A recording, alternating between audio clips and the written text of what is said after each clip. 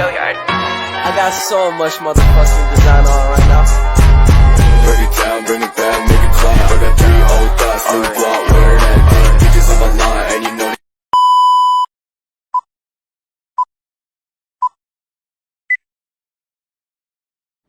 Assalamualaikum warahmatullahi wabarakatuh. Alhamdulillahirobbilalamin. Nahmaduhu wa nasta'inuhu wa nastaghfiruh wa na'udzu billahi min syururi anfusina wa min sayyiati a'malina. May yahdihillahu fala mudilla lahu wa may yudlil fala hadiya lahu. Asyhadu an la ilaha illallah wa asyhadu anna Muhammadar Rasulullah la nabiyya wa la rasula ba'da.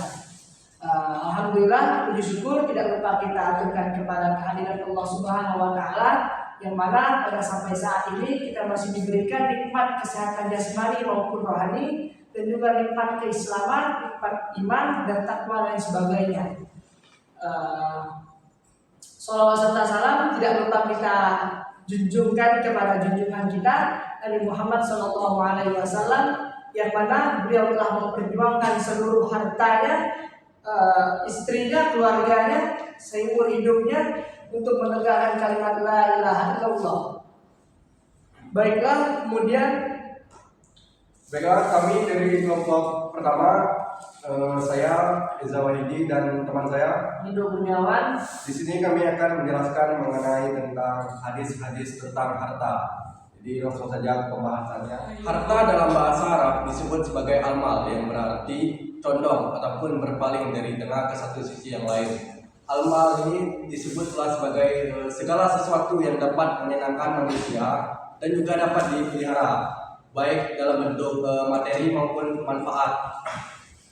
Sedangkan dalam Al-Quran, harta ini disebut sebagai ujian yang diberikan oleh Allah Subhanahu wa taala kepada umatnya.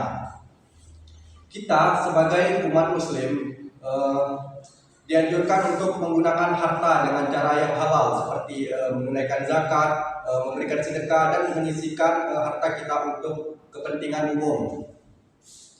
Pasalnya, harta di dunia ini adalah amanah ataupun titipan dari Allah Subhanahu wa taala. Pemilik harta juga diingatkan untuk tidak melupakan akhirat, karena kita ini banyak sebagian dari orang itu ketika diberi harta itu sombong dan tidak mau membantu satu sama lain. Sebab harta ini dianggap sebagai ujian yang mana akan menjadi dasar pertanggungjawaban kita di akhirat. Pada hakikatnya manusia ini adalah khalifah ataupun pemimpin dari harta yang diberikan oleh Allah Subhanahu wa taala. Maka itu pemilik harta itu harus menggunakan hartanya secara bijaksana, harus menggunakan harta itu sesuai dengan syariat-syariat Islam, dan juga tidak serakah ataupun tamak dalam mengelola harta itu. Islam memberikan pedoman khusus tentang cara mengelola harta, tentang bersedekah, yaitu apabila seorang mempunyai keinginan untuk memberi hartanya, maka berilah dengan harta kita yang paling baik. Hadis riwayat Al-Bukhari. Maksudnya adalah ketika kita ingin bersedekah, maka berilah kepada orang itu dengan harta yang halal, bukan harta yang haram. Karena kita sudah mempunyai niat yang baik untuk bersedekah, maka niat itu harus kita luruskan dengan cara memberi ke harta kita yang halal, jangan didapatkan dari harta yang haram. Islam memberikan pedoman khusus tentang cara mengelola harta, Islam memberikan khusus tentang pedoman cara kita memandang harta, mengelola harta, maupun menggunakan harta itu dengan cara yang baik. Itu diterapkan dalam hadis-hadis yang disampaikan oleh Nabi Muhammad SAW, yang akan dijelaskan oleh teman saya. Perlu kita ketahui teman-teman, di hadis Bukhari dijelaskan, laisal ghina an kathratil amdha walakinal ghina ghina nafsi. Artinya, kekayaan itu bukan seberapa banyak harta kita, tetapi kekayaan itu sebagaimana kekayaan jiwa atau hati. Merasa cukup apa yang atas diberikan oleh Allah Subhanahu wa taala. Dijelaskan juga yang berbunyi seperti ini. Innallaha la yanzuru ila suwarikum wa amwalikum walakin yanzuru ila a'malikum. Yanzuru ila qulubikum wa a'malikum. Allah itu tidak melihat rupa harta kita, tetapi Allah itu melihat di hati dan perbuatan kita atau amal soleh kita. Islam memang tidak melarang kita untuk memiliki harta yang banyak, untuk kita sebagai orang kaya, kita mau menjadi miliarder dan lain sebagainya. Memang tidak ada larangan dalam Islam, tapi harus ingat kembali bahwa semua itu harus diniatkan dengan fi sabilillah. Di Al-Quran juga dijelaskan tentang riba, harta riba. Ada di surah Al-Baqarah ayat 278 dan 279 yang berbunyi, A'udzubillahi minasyaitonirrajim, ya ayyuhalladzina amanu taqullaha wa dharu ma baqiya minar riba in kuntum mu'minin. Wahai orang-orang yang beriman dan bertakwa kepada Allah, tinggalkanlah sisa riba yang belum kamu pungut jika kamu orang beriman. Kemudian fa illam taf'alu fa'danu biharbin minallahi wa rasulih wa in tubtum falakum ru'usu amwalikum wala tazlimuna wala tuzlamun.